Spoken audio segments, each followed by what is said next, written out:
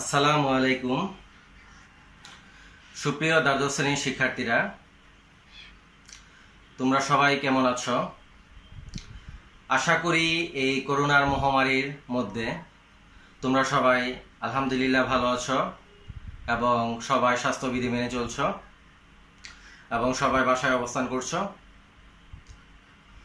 আমিও আলহামদুলিল্লাহ ভালো আছি। সুপ্রিয় শিক্ষার্থীরা, Dakshin Banasree model high school and college কর্তৃক আয়োজিত আজকের এই অনলাইন ক্লাসে তোমাদের সবাইকে স্বাগতম। সুপ্রিয় শিক্ষার্থীরা, আমি তোমাদের সামনে ফিনান্স, ব্যাংকিং ও বিমার দ্বিতীয় পত্রের প্রথম অধ্যায় ব্যাংক ব্যবস্থার প্রাথমিক ধারণা নিয়ে আলোচনা করছিলাম। আজকেও ইনশাল্লাহ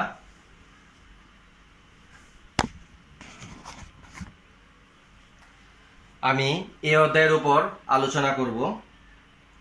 ব্যাংক ব্যবস্থার প্রাথমিক ধারণার আজকে আমি পঞ্চম পর্ব ক্লাস নিব। তো সুপ্রিয় শিক্ষার্থীরা, বিগত ক্লাসে আমরা আলোচনা করেছিলাম একটি দেশের অর্থনৈতিক উন্নয়নে ব্যাংকের গুরুত্ব। সেই সাথে বাংলাদেশের অর্থনৈতিক উন্নয়নে ব্যাংকের গুরুত্ব আমরা জেনেছিলাম। আজকে আমরা ব্যাংকের প্রকারভেদ জানব।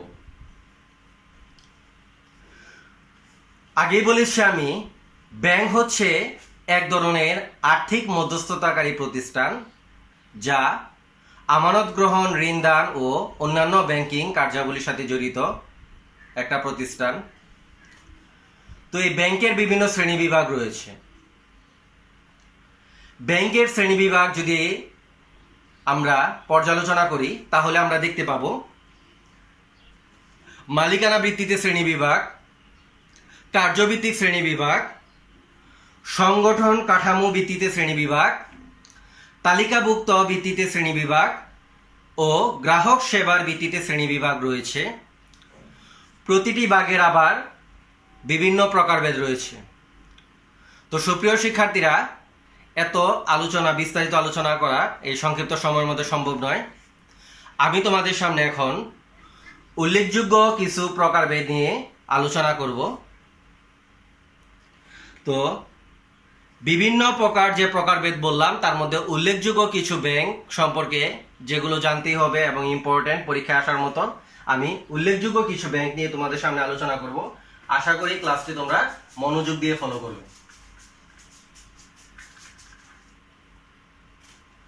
প্রিয় শিক্ষার্থীরা, প্রথমে আমি যে ব্যাংক সম্পর্কে জানব সেটা হলো নাম্বার 1, সরকারি ব্যাংক।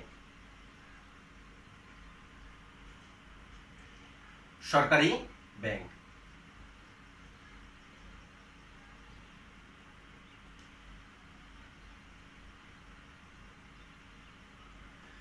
তারপর যে ব্যাংক সম্পর্কে জানবো সেটা হলো বেসরকারি ব্যাংক। বেসরকারি ব্যাংক,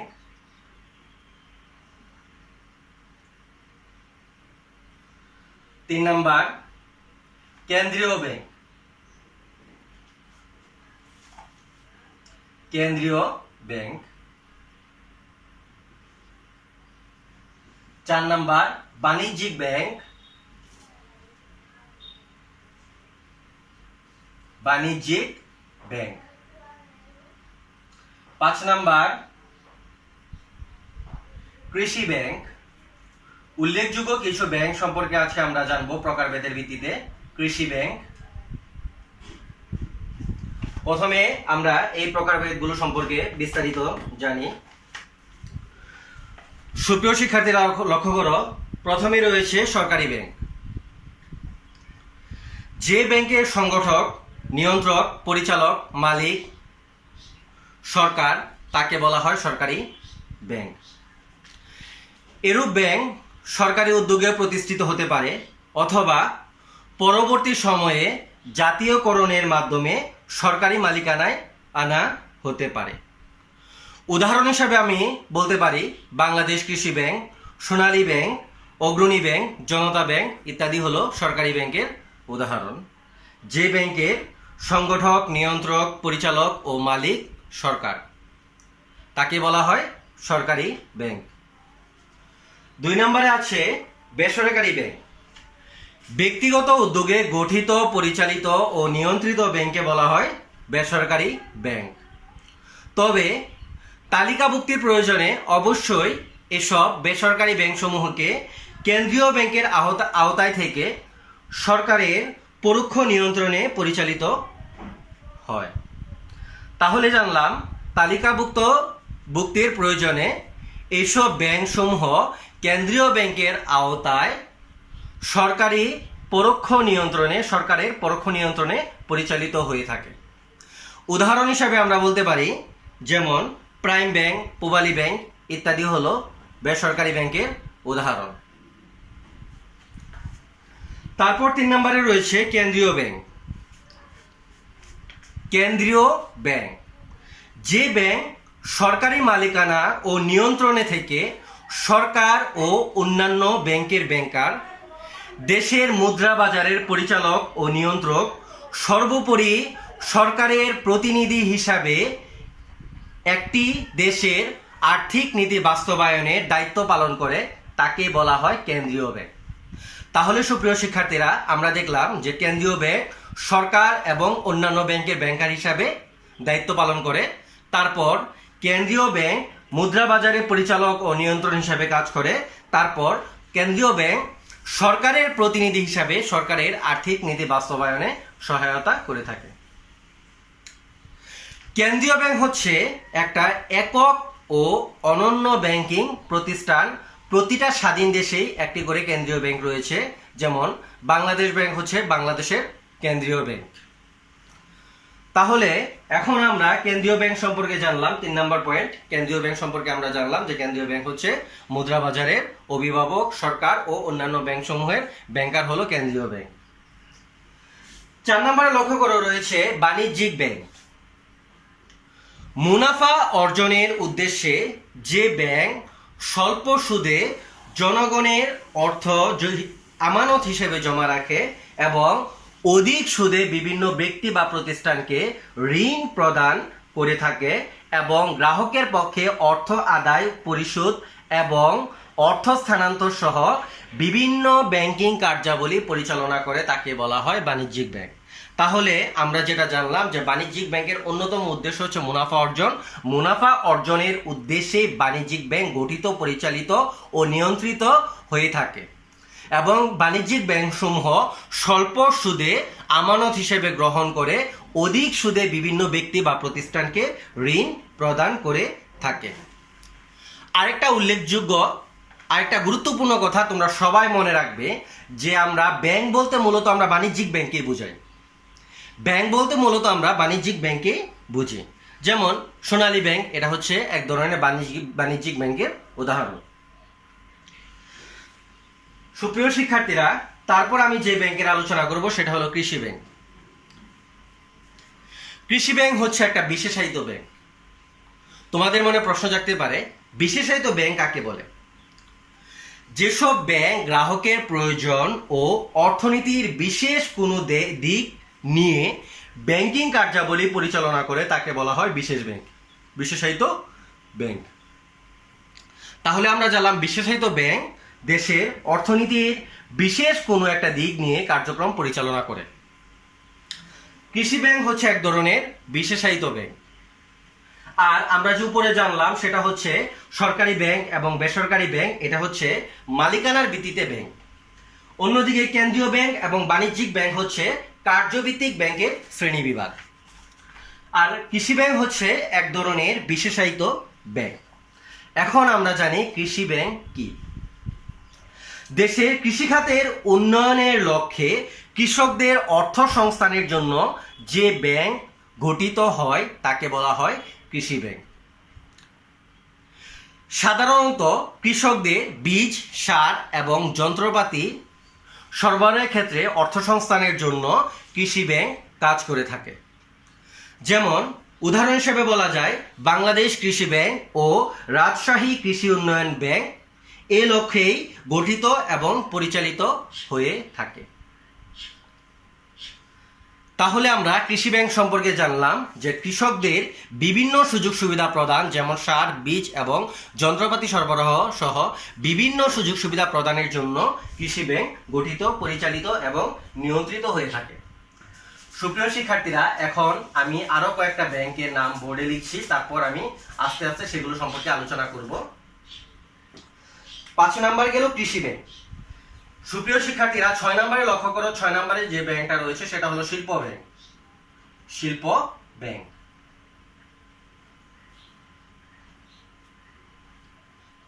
7 নম্বরে যে ব্যাংকটি রয়েছে শিল্প ব্যাংক, এবং 7 নম্বরে যে ব্যাংকটি রয়েছে এটা হলো বিনিয়োগ ব্যাংক। বিনিয়োগ ব্যাংক।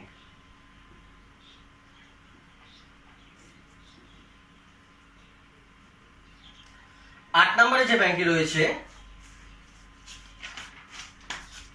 তা হলো সমবায় ব্যাংক।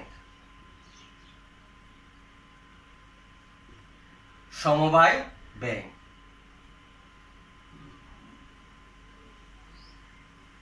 9 নম্বরে আমি যে ব্যাংক সম্পর্কে আলোচনা করব এই ব্যাংকটি হলো বিনিময় ব্যাংক। বিনিময় ব্যাংক। 10 নম্বরে যে ব্যাংক সম্পর্কে আলোচনা করব এটা হচ্ছে মার্চেন্ট ব্যাংক। Merchant bank.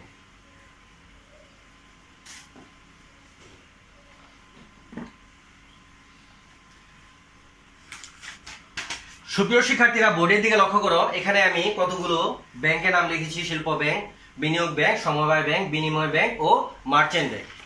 প্রথমে আমি আলোচনা করছি শিল্প ব্যাংক সম্পর্কে। এই যে শিল্প ব্যাংক তোমরা লক্ষ্য করছো, শিল্প ব্যাংকও কিন্তু এক ধরনের বিশেষায়িত ব্যাংক। শিল্প খাতের উন্নয়নের লক্ষ্যে যে ব্যাংক গঠিত, পরিচালিত ও নিয়ন্ত্রিত হয় তাকে বলা হয় শিল্প ব্যাংক। শিল্প ব্যাংকের মূল কাজ হলো উদ্যোক্তাদের দীর্ঘমেয়াদী ও সেই সাথে প্রয়োজনে স্বল্পমেয়াদী ঋণ দান করা, শেয়ার ও ঋণপত্রে সহযোগিতা করা হচ্ছে শিল্প ব্যাংকের কাজ। উদাহরণ হিসাবে আমরা বলতে পারি বাংলাদেশ উন্নয়ন ব্যাংক লিমিটেড, BDBL, এটা হচ্ছে বাংলাদেশের একটি শিল্প bank. BDBL, Bangladesh development bank limited বা বাংলাদেশ উন্নয়ন ব্যাংক লিমিটেড, এটা হলো শিল্প ব্যাংকের উদাহরণ। তারপর লক্ষ্য করো বিনিয়োগ ব্যাংক। দেশের বিভিন্ন প্রতিষ্ঠানসমূহকে দীর্ঘমেয়াদী মূলধন সরবরাহের লক্ষ্যে যে বিশেষায়িত ব্যাংক প্রতিষ্ঠিত হয় তাকে বলা হয় বিনিয়োগ ব্যাংক। আমি আবারও বলছি যে দেশের ব্যবসা প্রতিষ্ঠানসমূহকে দীর্ঘমেয়াদী মূলধন সরবরাহের লক্ষ্যে যে ব্যাংক গঠিত হয় তাকে বলা হয় বিনিয়োগ ব্যাংক। এই বিনিয়োগ ব্যাংক সাধারণত ঋণ দান ছাড়াও নতুন কোম্পানি ও শিল্প প্রতিষ্ঠার সহযোগিতার উদ্দেশ্যে অবলেখক বা দায় গ্রাহকের ভূমিকা পালন করে থাকে।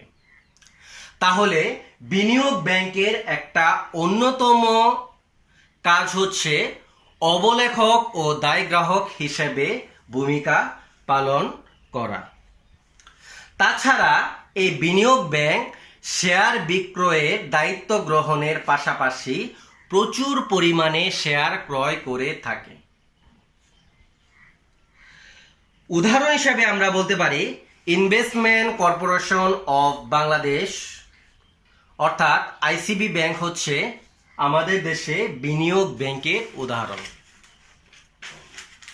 তাহলে আমরা জানলাম যে বিনিয়োগ ব্যাংকের অন্যতম একটা কাজ হচ্ছে অবলেখক ও দায় গ্রাহকের হিসাবে ভূমিকা পালন করা। তাছাড়া দীর্ঘমেয়াদী ঋণ প্রদান করে থাকে এই বিনিয়োগ ব্যাংক।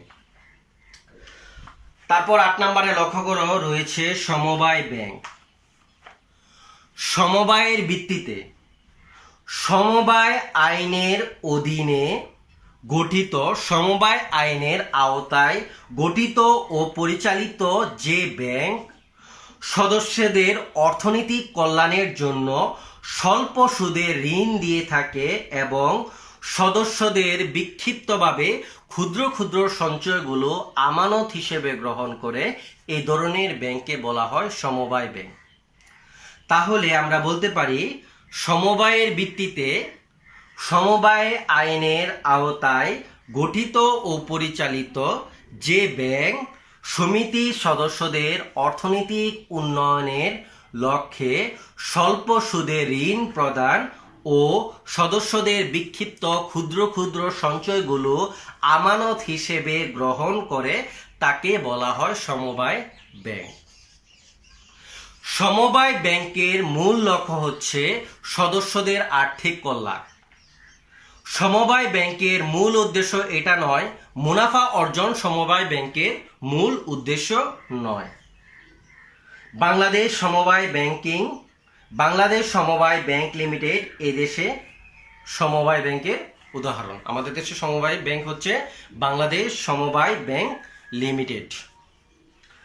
সুপ্রিয় শিক্ষার্থীরা, তারপরে লক্ষ্য করো একটা ব্যাংক 9 নম্বরে যে ব্যাংকটা আমি লিখেছি সেটা হলো বিনিময় ব্যাংক। বৈদেশিক ব্যবসায়ী অর্থ সংস্থান এবং বৈদেশিক বিনিময় ও লেনদেন নিষ্পত্তিতে যে ব্যাংক সহায়তা করে তাকে বলা হয় বিনিময় ব্যাংক। বৈদেশিক লেনদেন নিষ্পত্তি ও বৈদেশিক বিনিময় ও লেনদেন নিষ্পত্তি করার জন্য যে ব্যাংক গঠিত হয় তাকে বলা হয় বিনিময় ব্যাংক।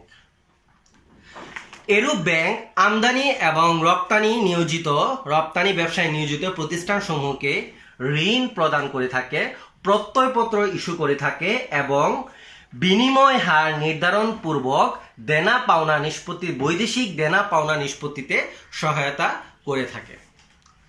বাংলাদেশে পৃথক কোনো বিনিময় ব্যাংক নেই, তবে বাণিজ্যিক ব্যাংকের বৈদেশিক বিনিময় শাখা এই দায়িত্ব পালন করে থাকে। তাহলে আমরা জানলাম যে বাংলাদেশে পৃথক কোনো বিনিময় ব্যাংক কিন্তু নেই, বাণিজ্যিক ব্যাংকের বৈদেশিক বিনিময় শাখা এই বিনিময় ব্যাংকের দায়িত্ব পালন করে থাকে। আর বিনিময় ব্যাংকের অন্যতম কাজ হচ্ছে বৈদেশিক বিনিয়োগে সহায়তা করা এবং বৈদেশিক বিনিময় হার ও লেনদেন নিষ্পত্তিতে সহায়তা করা, প্রত্যয়পত্র ইস্যু করা ইত্যাদি হচ্ছে বিনিময় ব্যাংকের কাজ। তারপর 10 নম্বরে দেখো রয়েছে মার্চেন্ট ব্যাংক। মার্চেন্ট ব্যাংক কি বা মার্চেন্ট ব্যাংক কাকে বলে, এটা কিন্তু প্রায় তোমাদের 1 নাম্বার বা 2 নাম্বার উপযোগী সৃজনশীলে ক এবং খ নাম্বারে আসে। তো তোমরা একটু ভালো করে বুঝো যে মার্চেন্ট ব্যাংক কি।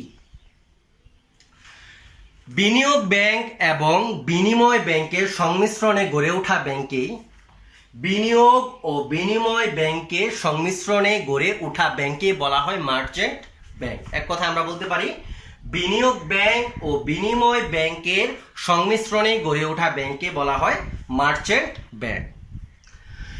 একটা দেশের অর্থনৈতিক উন্নয়নে মার্চেন্ট ব্যাংকগুলো কি কাজ করে, চলো আমরা সুপ্রিয় শিক্ষার্থীরা এগুলো সম্পর্কে জানি।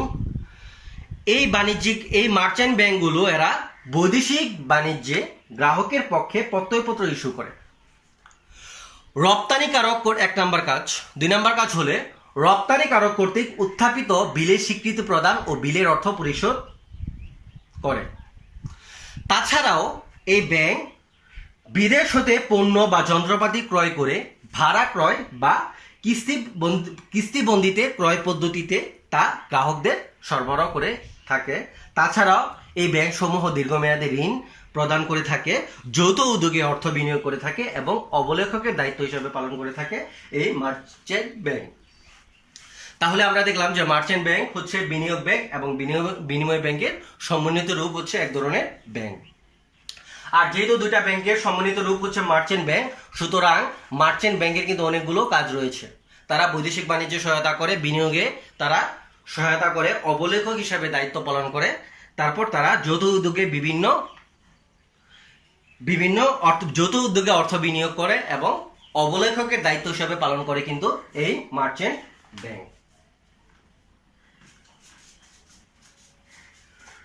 সুপ্রিয় শিক্ষার্থীরা, আজকে আমরা 10টা ব্যাংক সম্পর্কে জানলাম। উল্লেখযোগ্য 10টা ব্যাংক সম্পর্কে এখন আমরা জানলাম।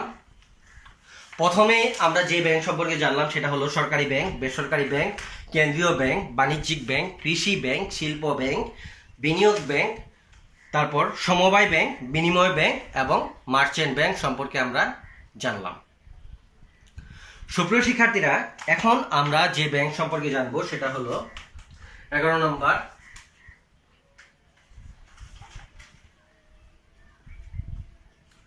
ক্ষুদ্র ও কুটির শিল্প ব্যাংক।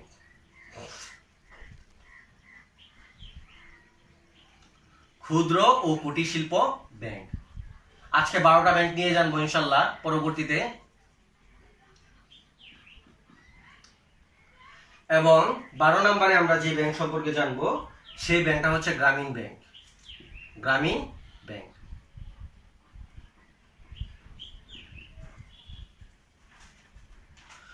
ক্ষুদ্র ও কুটির শিল্প ব্যাংক এবং হচ্ছে গ্রামীণ ব্যাংক, দুইটা ব্যাংক নিয়ে এখন আমি আলোচনা করব। দেশের ক্ষুদ্র ও কুটির শিল্প ক্ষেত্রে আর্থিক সাহায্য এবং প্রয়োজনীয় পরামর্শ প্রদানের লক্ষ্যে গঠিত বিশেষায়িত ব্যাংকে বলা হয় ক্ষুদ্র এবং কুটির শিল্প ব্যাংক। এই ক্ষুদ্র এবং কুটির শিল্প ব্যাংক দীর্ঘ ও মধ্যমেয়াদে ঋণ মঞ্জুর করে থাকে। বাংলাদেশ ক্ষুদ্র ও কুটির শিল্প ব্যাংক সংক্ষেপে বলা হয় basic bank, BASIC। Basic bank এটা হচ্ছে ক্ষুদ্র এবং কুটির শিল্প ব্যাংক উদাহরণ। তাহলে আমরা জানলাম যে ক্ষুদ্র এবং কুটির শিল্প উন্নয়নের লক্ষ্যে কাজ করে হচ্ছে ক্ষুদ্র ও কুটির শিল্প ব্যাংক। এবং আজকে আমরা সর্বশেষ যে ব্যাংক সম্পর্কে জানবো সেটা হলো গ্রামীণ ব্যাংক। গ্রামের জনগণকে ক্ষুদ্র ঋণ সুবিধা প্রদানের উদ্দেশ্যে গ্রামের জনগণকে ক্ষুদ্র ঋণ সুবিধা প্রদান উদ্দেশ্যে এক মহৎ উদ্যোগ হচ্ছে এই গ্রামীণ ব্যাংক। নোবেল পুরস্কার বিজয়ী অর্থনীতিবিদ ডক্টর মোহাম্মদ ইউনুস এই ব্যাংকের প্রতিষ্ঠাতা।